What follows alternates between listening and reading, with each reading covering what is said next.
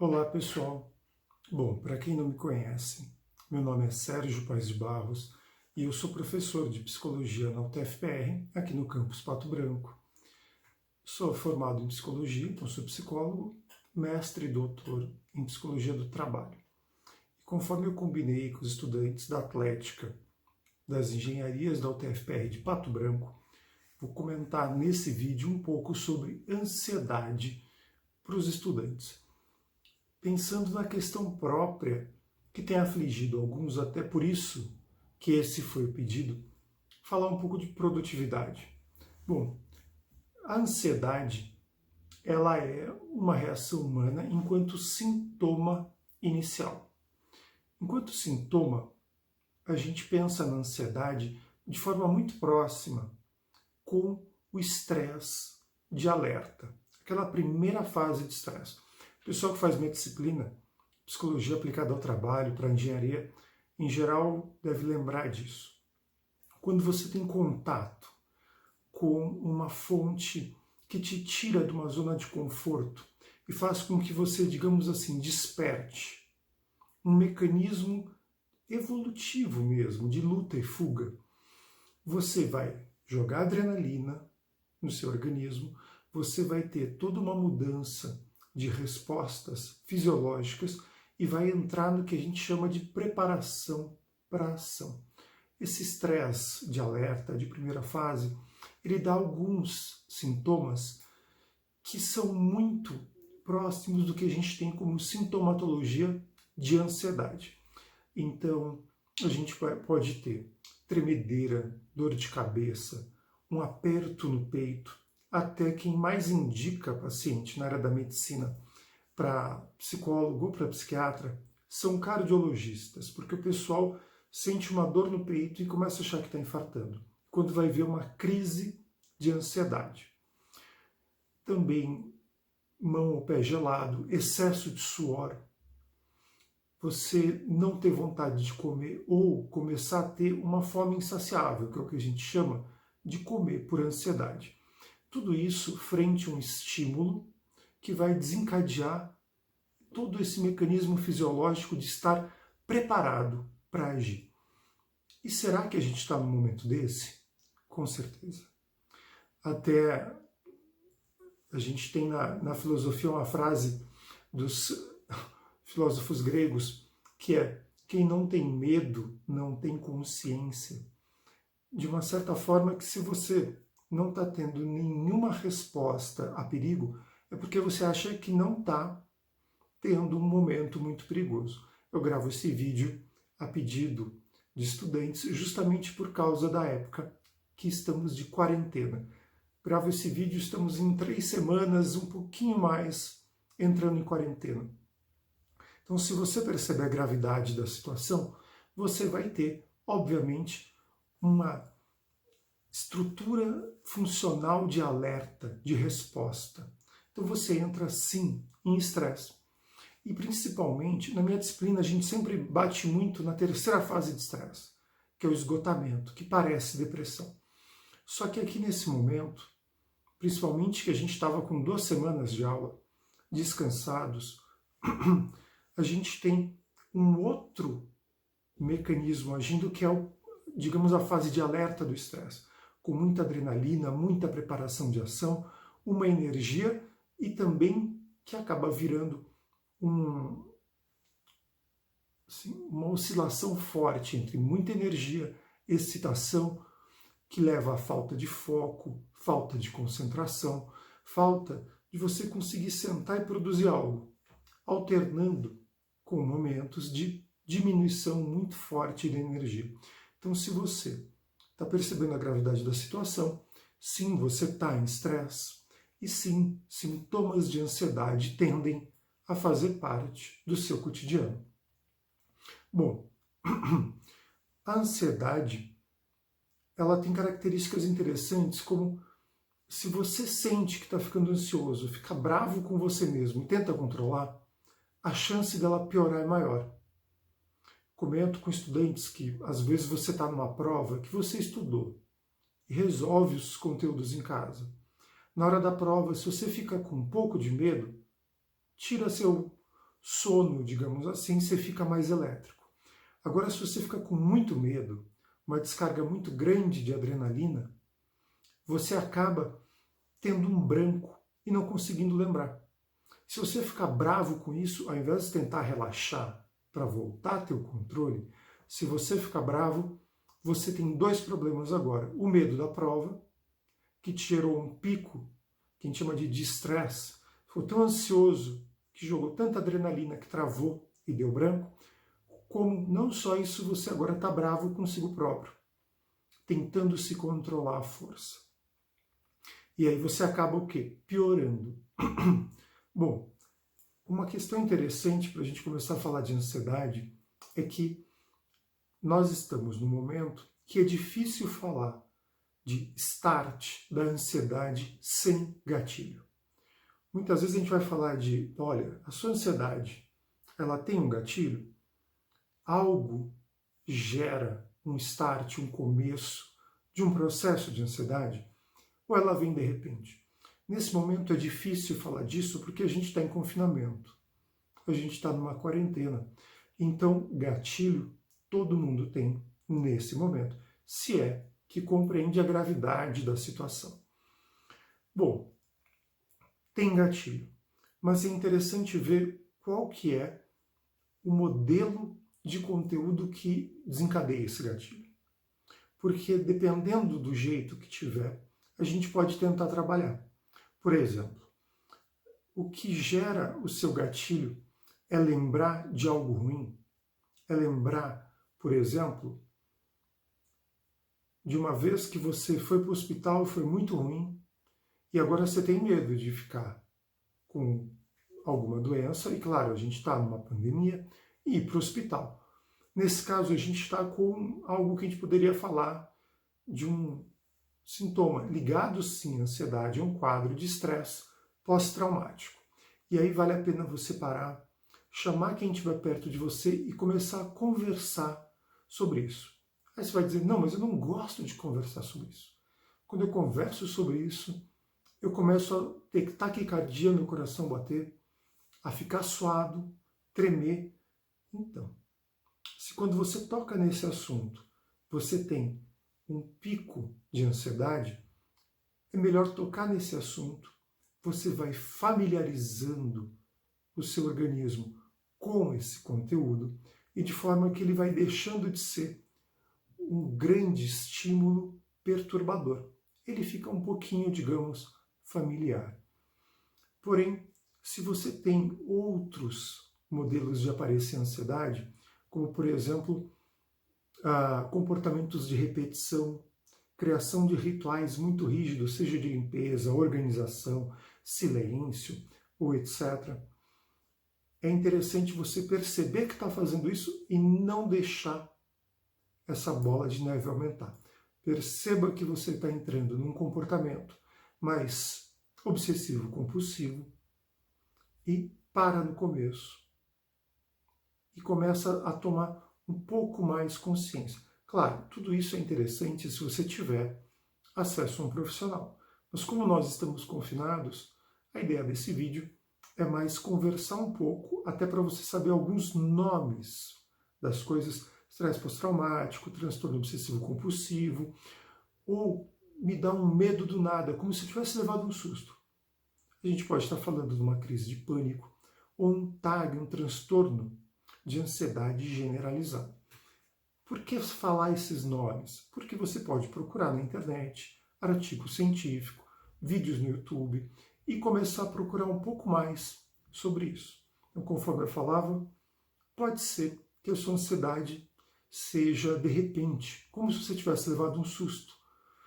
Tem gente que aparece muito nos distúrbios do sono, começa a ter insônia. Até porque você está com medo, porque a gente tem um estímulo que te tira de um momento de confiança. Esse estímulo faz com que você ligue sua área, digamos assim, superficialmente de luta e fuga, joga adrenalina e às vezes está relaxando para dormir. Está deitado, começando a entrar em sono e do nada você dá um susto, dá um pulo na cama, coração acelera e aí tem muita dificuldade para pegar no sono. Então, são coisas que a gente sabe que são do mundo da ansiedade. Tem, sim, porque você estar sentindo isso agora. Quem tem consciência da situação tem medo. Quem tem medo liga mecanismos de sobrevivência. E algumas estratégias a gente pode começar a pensar. Por exemplo, eu comento sempre em aula, num momento de prova, ou você vai dirigir e você bate aquele medo. Você sente que o coração acelera, que a mão fica gelada, que a perna até amolece. Bom, você teve um pico de adrenalina. Em geral, um pouco de medo é bom, mas muito medo pode te deixar nesse estado no qual você fica sem reação. Aí não é bom. Bom, nesses casos, a gente sabe que você vai jogar adrenalina, o seu sangue vai das vísceras para os músculos para você lutar ou fugir, como mecanismo evolutivo. E você começa a deslocar então sangue para braços e pernas, e como se você fosse lutar ou fugir, seu organismo começa a colocar mais oxigênio. Você entra numa respiração que a gente chama de superficial. Você sente como se fosse aqui em cima, superficial, curtinha e entrecortada. É muito comum, quando a gente vê uns vídeos, principalmente os filmes de comédia da década de 90, começo de 2000, sempre tinha alguma cena de que alguém tinha alguma crise de ansiedade e alguém pegava um saco de papel, tipo, como se fosse um saco de pão de papel, e dava na mão da pessoa, e a pessoa...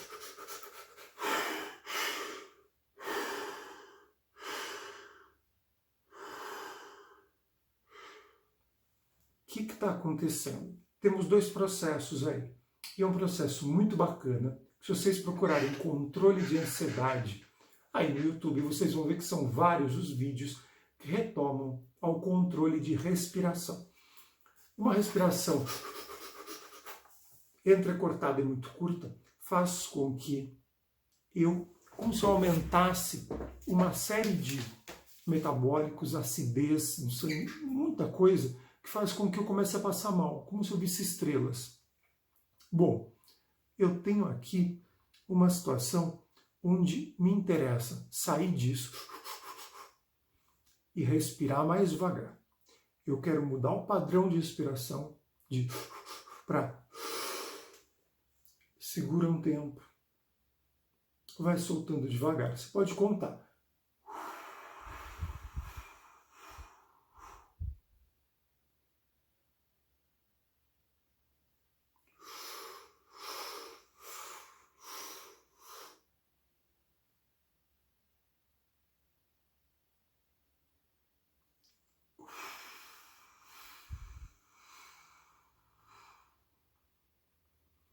Controle de respiração. Tem vários aplicativos que você pega para celular que mostra como se fosse uma bolinha.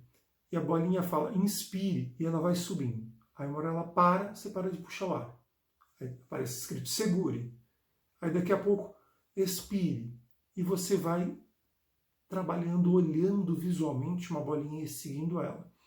Cabe você fazer isso, por exemplo, em momentos de uma prova, em momentos que você vai dirigir, ou começar a fazer até quando você está começando a dormir e do nada te dá um pico de adrenalina, seu coração acelera. Quando você está dormindo, inclusive, você pode até fazer mais coisa. Você pode começar a sentir o seu corpo pressionando a espuma da cama. Se você controlar a respiração e sentir o seu corpo pressionando a espuma, você consegue ir mudando o seu foco e saindo de uma crise de ansiedade, de um pico desse. Claro, muitos de nós temos coisas um pouco mais complexas. Às vezes um pouco de transtorno obsessivo-compulsivo, às vezes um pouco de estresse pós-traumático que fica vindo. Inclusive eu me disponibilizei a estar conversando com estudantes, né? Eu tenho conversado com vários, e vários me trouxeram uma situação muito interessante. Se a gente falava um pouco dos transtornos típicos da classificação psiquiátrica, comentar um pouco de algumas classificações mais psicanalíticas agora. Transtornos ou nossas neuroses. Estudantes têm me comentado que têm tido brigas com o namorado ou namorada por ciúmes. E é interessante porque, e aqui eu cito um professor meu da USP que também grava vídeos, e por favor procurem ele, o Christian Dunker. A gente foi pego de surpresa com essa pandemia e uma quarentena de isolamento. Se a gente pudesse escolher, a gente ia colocar antes da semana de provas, é óbvio, mas a gente não pode escolher. Apareceu de repente no começo do semestre, quando a gente não tem nem lista de exercícios para poder treinar. Então é uma coisa terrível. E ela chegou de repente, e de repente pega quem está, digamos, um pouco com hipocondria já. Quem é um pouco hipocondríaco, acha que sempre está um pouco doente, está sempre... A gente brinca um pouco que homem é assim, né? O homem pega um resfriado e já começa a mandar mensagem para os outros, dizendo que acha que não vai sobreviver. Quem é um pouco hipocondríaco vai ficar mais hipocondríaco nesse momento. Quem é um pouco paranoico vai ficar mais paranoico nesse momento. Vai começar a ter mais medo de várias coisas. Quem é ciumento vai ter mais crise de ciúme, porque isso está dentro dos medos. Os nossos medos tendem a ser amplificados, porque estamos numa época de medo. E não é um medo imaginário, é um medo real, bem real. Então eu tenho tido alunos falando que não conseguem se concentrar e têm brigado muito por questões inclusive de ciúmes. O que a gente tem visto? Nossas fraquezas ficam mais à flor da pele. Se você tem alguma questão de autoimagem, então o pessoal que treina em academia e sempre acha que está muito magro, está muito frango, está desesperado agora achando que perdeu tudo que ganhou em 3 anos de musculação. O pessoal que é o contrário, já não se acha frango, acha que está sempre acima do peso, nessas primeiras 2 semanas e meia já estão achando que ganharam 3 vezes o peso corporal. Os nossos medos vão ficar mais à flor da pele. E é esperado, porque a gente tem um grande medo aí fora e que cabe realmente sentir o medo para que a gente possa nos proteger. Bom, fora a questão da respiração, converse com as pessoas que você puder sobre o estilo de elemento, de estímulo perturbador que está aparecendo. Pode ser ciúmes, pode ser um trauma, pode ser uma questão de distúrbio do sono, pode ser uma fome insaciável, porque aí você consegue colocar isso para fora. E quando você tira de você falando para alguém, isso vira uma narrativa, vira algo que você coloca como objeto para você próprio. Então você consegue tomar mais consciência de um comportamento que muitas vezes está no automatizado. Por exemplo, comer. Quando você vai ver, já comeu o que era para comer em 4 dias, comeu em 1. E assim vai.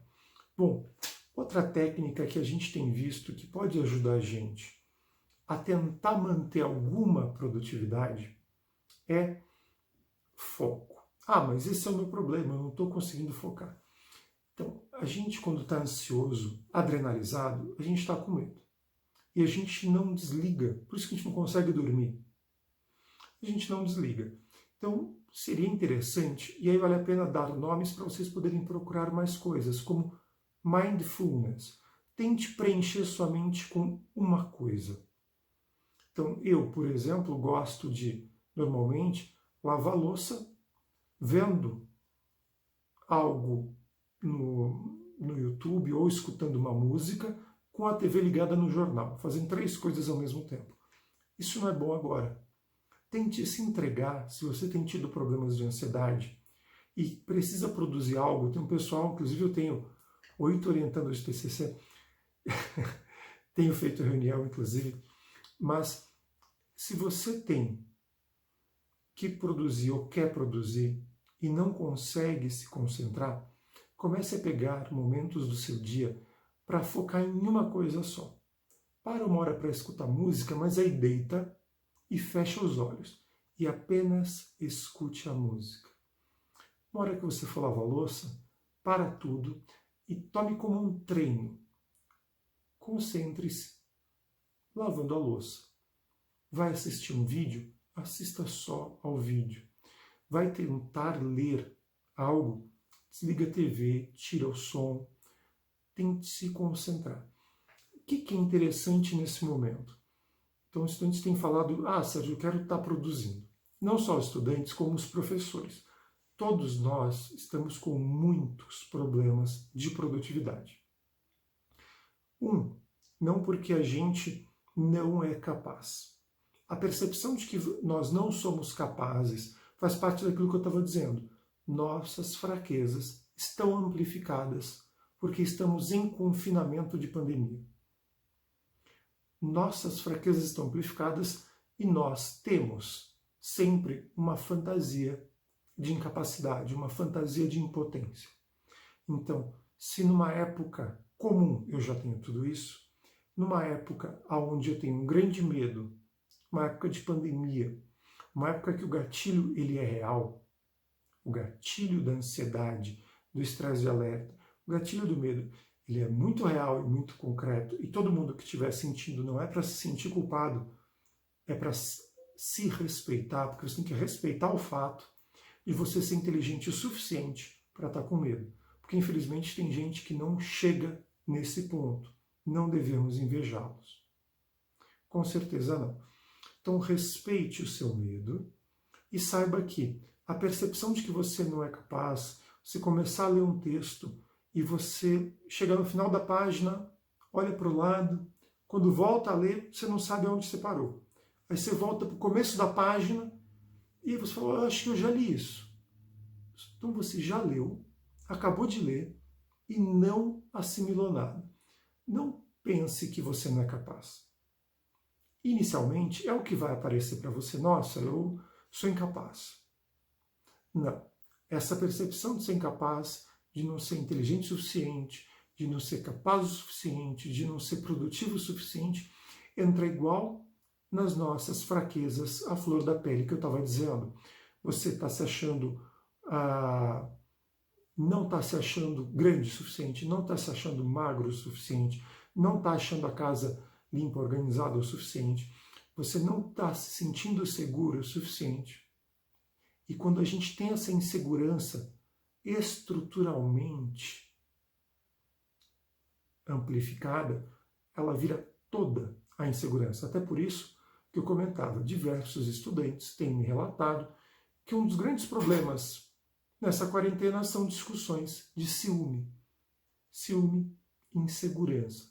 Então, se você tentar ler e começar a achar que não é capaz, calma, não entre nessa. Do mesmo jeito que você deve tentar não entrar em todas as outras armadilhas dessa fantasia de incapacidade, de impotência que vai bater em você. Tenta se concentrar e tenta fazer o possível nesse momento. Se você se culpar, a gente vai ter então dois problemas. O medo respeitável e inteligente que está te impactando com ansiedade e a culpa por estar sendo impactado. Não, essa culpa não tenho. Mas vamos tentar, dentro da situação, gerenciá-la da melhor forma. Até porque se a gente não conseguir gerenciar, a gente cai na negação. Se eu não consigo gerenciar o meu medo, o risco real e o perigo real, eu não dou conta. E eu começo a negar. E negar risco é, sim, uma pior das decisões possíveis. Bom, então uma das questões seria tentar treinar não só a respiração, concentração, mas fazer momentos de mindfulness, nem que você faça um chá e sinta o chá, cheire o chá, sinta o sabor, sinta o calor, entregue-se em imersão à experiência de tomar um chá. Esse tipo de experiência, ela treina o seu organismo para entrega a um estímulo. É como se a gente estivesse preocupado agora não em encher a sua cabeça com um conteúdo de uma disciplina, mas a gente quer manter, desenvolver e aprimorar as capacidades, os comportamentos, habilidades mesmo de foco, estar estudando, estar atento. Então, se você normalmente estuda estuda um conteúdo muito técnico, vai para a literatura. Se você é alguém muito, digamos, do número das exatas, se entregue um pouco a filme, a música, assim. Se você já é da literatura, tenta pegar outras narrativas, documentários, etc. É interessante que você mantenha capacidade cognitiva, mantenha-se em movimento, porque se nesse primeiro momento, eu digo um primeiro momento de 2, 3 semanas, a gente tem muita ansiedade, ficar muito tempo nessa vai gerar um esgotamento de energia. E aí a gente vai começar a ter uma diminuição de mobilidade, de criatividade, uma diminuição de energia. Então a gente começa a ter mais risco de depressão daqui a um tempo. Então vamos nos manter criativos em movimento. Mesmo que eu não force conteúdo, mas que eu force o quê? Estar em contato com pessoas, com atividades, com uma série de estímulos que me mantenham em movimento e interessado no mundo. Eu não devo me culpar nessa hora de ver mais filmes, escutar mais música, jogar mais videogame. Se você se massacrar agora, você vai ter um período de cansaço maior ainda, e quando acabar a quarentena, você vai precisar de mais tempo, você vai precisar descansar da quarentena.